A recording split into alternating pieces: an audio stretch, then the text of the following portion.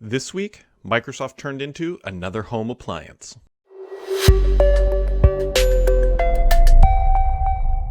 Happy Friday, friends! I'd say things are usually a special week. This has been the specialist week because Microsoft turned into another home appliance, and I'm not talking about the fridge, I am talking about a vacuum.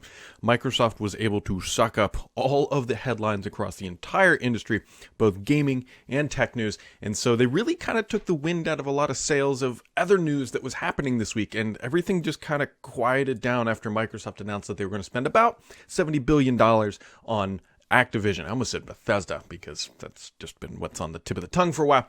But either way, Microsoft was able to grab all the headlines, and they definitely pulled the gravity towards them, and everything else just kind of got muted along the sidelines. But there is some tech news before we dive into the Phil Spencer spendaganza that occurred this week. So anyways, there's some regulatory stuff coming around, especially here in the U.S. So the U.S. Senate Judiciary Committee voted to effectively kind of advance their mission to curb big tech's enthusiasm and, I should say, sort of monopolistic type practices, if you will, in the industry. So there's going to be a lot of things coming, and nothing is really concrete yet. Just know that despite the fact that Apple and both Google lobbied hard against this, and I'm sure there were others along the sidelines as well, especially Microsoft, potentially, and Facebook for that matter, and just there were probably a bunch of different companies in there.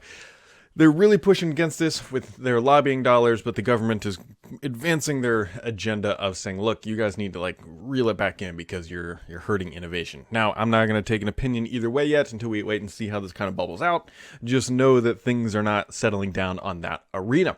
Microsoft did, though, announce, not that they're just buying Activision, that the Surface Laptop SE, if you want to buy one, is now available. Now, keep in mind that this is not a device that you walk to Best Buy and just grab off the shelf. It's very much designed for education, and it's very much designed for if you have Intune for education as well. So you kind of got to have the Intunes and the laptops and stuff. And so it's now available, and it's the only one that actually Surface device, I believe, that comes in 16:9 orientation, probably because this isn't, in my opinion, this isn't quite true Surface grade stuff, if you will, because it's like $250. This is entry level, and you get what you pay for. So either way, if you use in the enterprise space a very old macro in Excel, there's something you should be aware of is that Microsoft is now restricting XLM macros. I believe this came out with Excel 4 maybe by default because of security. So this is going to probably impact only enterprises who have been around since the days of dirt were created, and they have an Excel macro that does something that nobody quite understands, but they know that it's critical to operations, and they're still running it on a daily basis or weekly or monthly or whatever.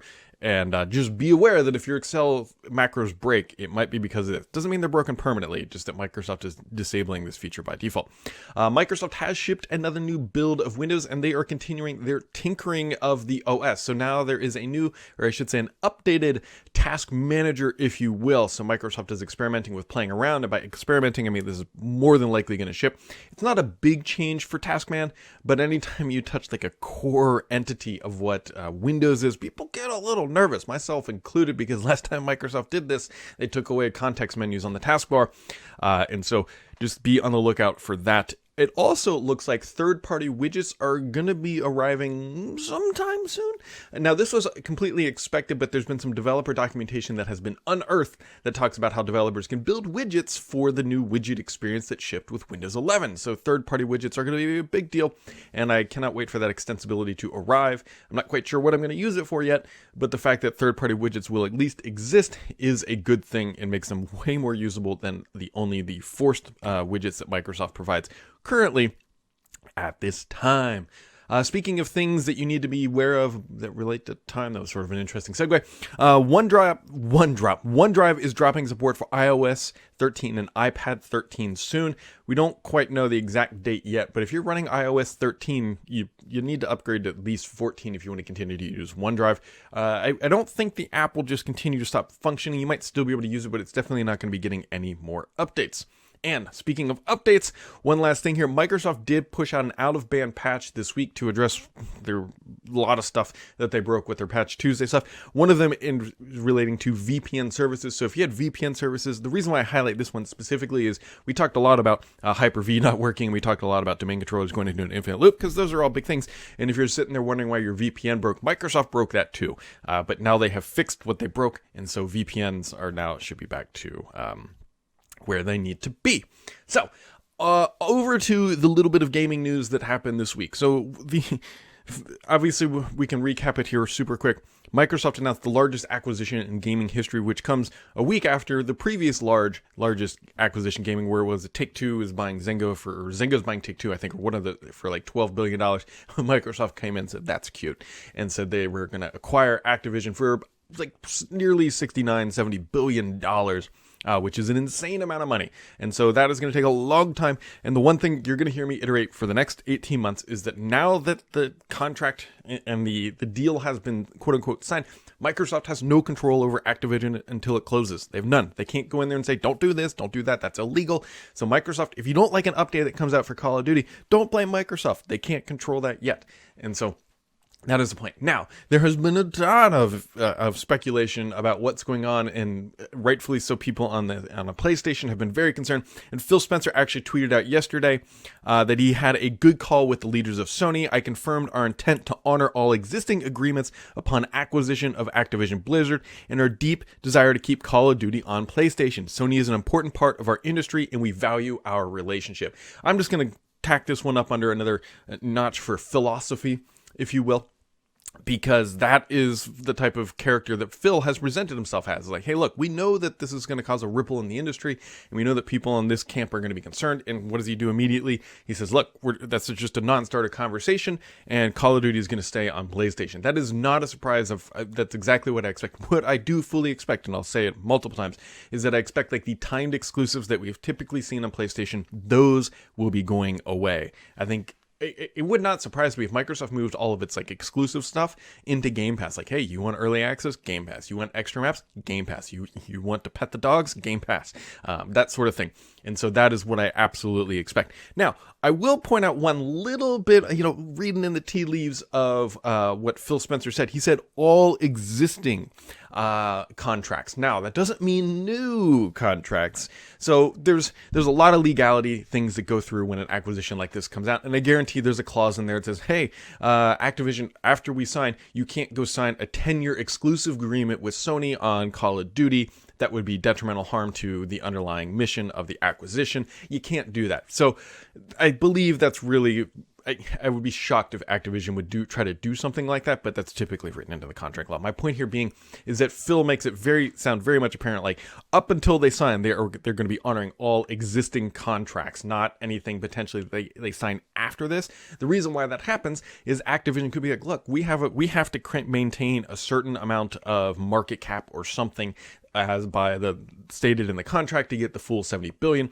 And so maybe they see sales waning, and so they go out and sign a massive exclusive contract, we'll just say with Epic, to fill up the coffers with that or materially hurts the business. They can't do that. They cannot do that per se, because that changes the agreement, and you don't want to be doing that. Phil Spencer also pointed out that he wants to revive dominant Activision/Blizzard franchises. There's a bunch of them. Phil loves the nostalgic gaming, and he's even talked about throwing more resources at it to revive some of those legacy titles that may not be getting support or be even in active development. But Activision just has a big catalog of content, and yeah, it's going to be interesting to see. Also, when Microsoft did announce this, they managed to wipe somewhere between about $19 to $21 billion off of Sony's market cap. That's a pretty big deal. Granted, market cap doesn't mean anything unless you're being acquired. So that it makes sense in Activision's world because that's their market cap, because somebody's paying for them. But in Sony's world, market cap is just sort of this nebulous thing, and unless somebody's trying to acquire them, then it doesn't necessarily matter. And Microsoft also announced this week that Game Pass has over 25 million Xbox subscribers for Game Pass, which is a notable increase. I believe it's about 7 million year over year. Obviously, Microsoft is looking to juice that with the Activision acquisition, which is still incredibly hard to say. So just be on the lookout for that. Microsoft does report earnings next week on the 25th. I'm not expecting we're going to get too much more information. Obviously, the point of discussion will be around the acquisition, but Microsoft won't be able to comment or really do anything else. It's just going to kind of go over into the the black box of regulatory review and concern and processing, and then Microsoft just has to sit there and wait for that to run its course, and then they will either be given the green light, they'll either be given a yellow light, which means they have to do concessions, or a red light, like this is not going to happen. So it's going to be interesting. It's going to be interesting to watch how all this plays out. There's still just a lot going on with, I can't get over $70 billion dues. $70 billion dues. I mean, that's like Phil Spencer walked into a conference room and said, I want to spend half of our cash and I want a promotion. And they're like, okay. And like, there you go. That's crazy. Anyways, on to the questions of the week. Usman kicks it off and says, have you heard any inside baseball lately around the HoloLens 2-3, especially given with the HoloLens team jumping ship to other AR divisions in the Google meta? So HoloLens 3, the next generation of HoloLens, is absolutely in development. I know that for a fact. I don't know when it's going to come. Microsoft still is looking at this pretty, like, not loosely is the wrong word, but you got to remember, there's still not a ton of competition for them in this space, especially in the enterprise. Now, what's the Magic Leap out of Florida has started to ship like a product for the enterprise, and so maybe they'll start to eventually feel some pressure there. But right now, they're the market leaders with this, and they're going to work on a schedule that they dictate for when they're going to launch the next product. I suspect that they could get another one out the door sooner rather than later, but I don't know if there's any true advantage for that yet. So Microsoft would love to have as much time as possible to keep iterating and tinkering with HoloLens 3, because as of right now, there's not great competition for them to justify pushing it out the door. This is another reason why competition is so important. I guarantee that if Microsoft had a lot of pressure on their back, they would be willing to ship HoloLens 3 faster, but because they don't have a lot of pressure right now, there's no incentive yet, and it's still very much a niche market. Keep in mind, Microsoft is not, as of right now, going after the consumer. They're very much in the enterprise space, and that is where they like to be selling. And so that is just going to be, that's just, something going on. And he says, last year there were talks of a refreshed HoloLens 2 codenamed Hanamani, I cannot pronounce that, with a better processing chip than the current Snapdragon 850, which is showing its age, especially when you look at Chromium Edge. It is definitely starting to show its age. HoloLens 2 is not the fastest kid on the block, but I think Microsoft is trying to avoid the narrative that it needs to update HoloLens every single year. That is not something they want to be in, and that's not, there's not a big reason to benefit that. The things that Microsoft wants to be able to do, battery life is paramount, and also increasing the field of view is also incredibly difficult, but also high priority. And so those are the areas of focus, and when those have a meaningful difference, then Microsoft will continue to push forward. They also want to continue, at last I heard, finding new ways to shrink the footprint of the device. While it is relatively speaking kind of small, it's still big at the end of the day. And I think all of us want to put on like a pair of Ray-Bans and that be it. We're pretty far from that, but that is where they're eventually hoping that everything will go. He says a second question about the ABK. This is the Activision Blizzard thing. Activision and Bethesda. When does $77.5 billion spent on Bethesda and Activision bear its fruit? Is it more of a user acquisition play to buy their way towards more active users? So this is it's a good question, because to his point, they've spent $77.5 billion, which is fine, but it's a ton of money. But if you're a shareholder and you come and say like, okay, you've spent all this money, what value are we getting out of it? So this is very much a longer look. I think Microsoft can make a pretty easy justification. It says, look, we see a once in a generational opportunity to become the Netflix of gaming. And to do that, we need content. And how are we going to do it? We're going to have to go out and buy it, because building homegrown content, like spinning up a Halo, is incredibly difficult. And so to go out and just buy that content and knowing that you have that for effectively forever is pretty smart. Not to mention the fact that they saw that they might have been getting Activision at a discount, having their entire culture be run amok by their CEO and just not being favorable in the headlines. It's a good time to snatch up quote unquote value. Keep in mind that Activision, as of the summer, was valued much higher than what Microsoft actually ended up paying for. Now, someone's going to go out and say, Brad, but look, back then, their price per share was around like $95 to $100, and Microsoft just announced they're paying $95 a share. Well, yes, when you want to go buy a company, you don't pay what the share price is today. You're not going to get approval. So they had to do a premium on top of it. It's like a 30% or something higher premium to get to that $95 price point. If their stock was $95, they'd have to be paying like $130 a share if they wanted to be able to actually acquire them. So they did get them, in my opinion, at a discount. out. I think this is very much a long strategic play, and I think that is how they're justifying it. And so that is my view take on it. QNUX says, hey Brad, how do you think the Microsoft Activision will go through regulators? Will it be smooth sailing? No. Well, let me qualify that here in a second. Or are there bumps or even a block? I definitely think Microsoft is going to have to make some concessions at some point, either guarantees of cross-platform capabilities or at least shipping software for other platforms. I think is going to definitely be a requirement there, because this could materially hurt a company like Sony. It absolutely could. I also think there might be some regulation potentially about what happens on the PC. This one's a little bit more nebulous. The thing is, and people point this out all the time, which is rightfully so, after this acquisition, Microsoft will be the third largest gaming company. Not even the second, not even first. I mean, that's Tencent. I think Sony's still bigger. And so I think they have a decent shot at getting this through, because there's plenty of ripe competition in this space. I just think that they're definitely going to have some issues, not necessarily because of the gaming consolidation, but mostly because Microsoft is just a massive company. And sometimes when a massive company makes a massive acquisition, there's going to be a lot more focus on it and granularity in the review process than, say, a mid-sized cap company buying another mid-sized cap company. So I think the more I think through it, I do think they will get this acquisition through, but I do think that they might have to make some concessions along the way. Tourniquet says, how can Microsoft be so rich and so poor at the same time? While Xbox is spending so much money in Windows, they fire all their QA staff, and when all the years later still suffer from the consequences. Well, I was going to make this joke on Twitter, but it probably wasn't appropriate. If you remember, Ravensoft, who is owned by Activision, just got rid of a bunch of their QA stuff. So it was like a match made in heaven. Microsoft said, look, they're getting rid of their QA stuff. That's a company we should buy. So how does this work? Well, for one thing, Microsoft doesn't look at Windows as a growth sector right now, and they haven't for many years. And so they want to keep the margins in Windows quite healthy. And so how they do that? They got rid of a lot of their set devs or QA team and just said, look, it's on to the users now. It's not that they don't do any QA, but it's definitely not to the level that it was previously. And so how are they stay rich and so poor? Well, they stay rich by doing what they did to Windows, by not, eating in the margin where they don't feel that it's necessary, and more importantly, where they don't see that it's growth. They absolutely look at Xbox and Game Pass as their next potential, not billion, but multi-billion-dollar opportunity. And so that is why they're spending so aggressively to make sure that reality does happen. This is also, how differs the newly created Microsoft gaming org from the Xbox org? Is entertainment, aka the movies and TV stuff, going under gaming now? It is changing, because I believe Phil Spencer actually acquired some additional marketing. Phil Spencer acquired some additional marketing teams under him.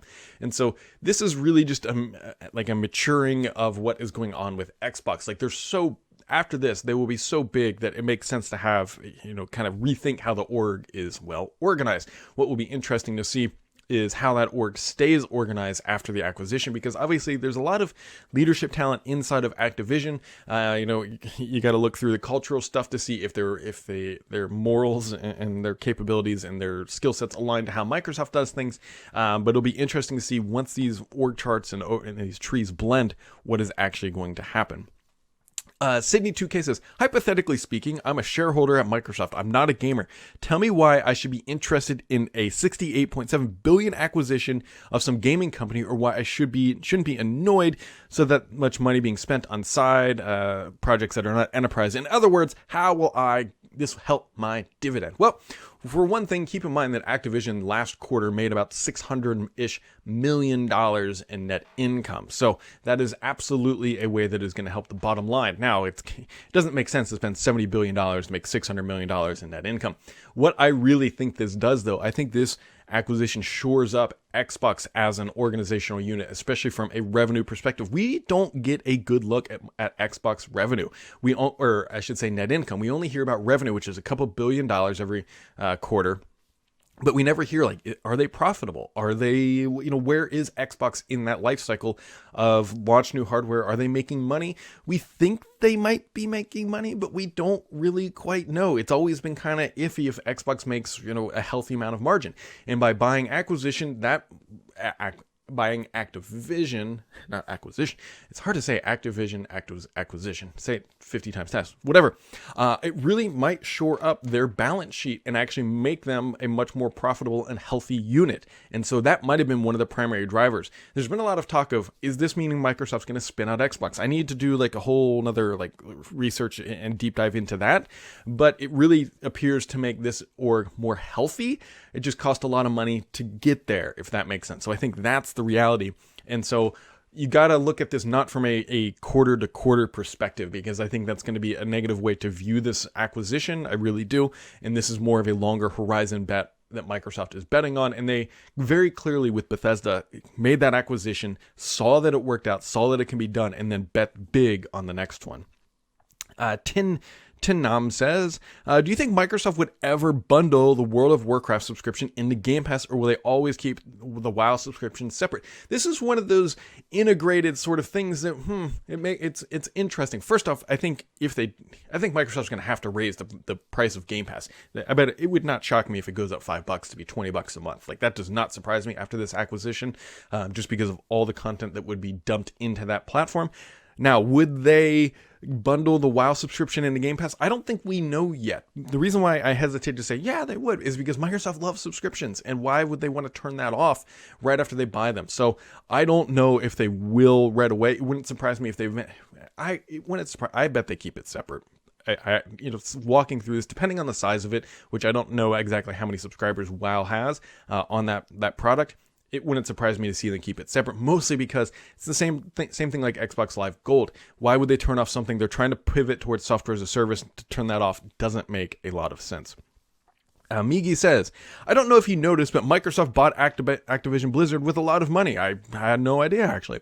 So Xbox has studios and games. It is quite funny. There's a meme template somewhere that would make this sense, but it's like, for years it was always Xbox has no games, Xbox has no games, Xbox bought all the games, and it's like, wait, what? That's not what they were supposed to do, because that narrative clearly doesn't make sense anymore.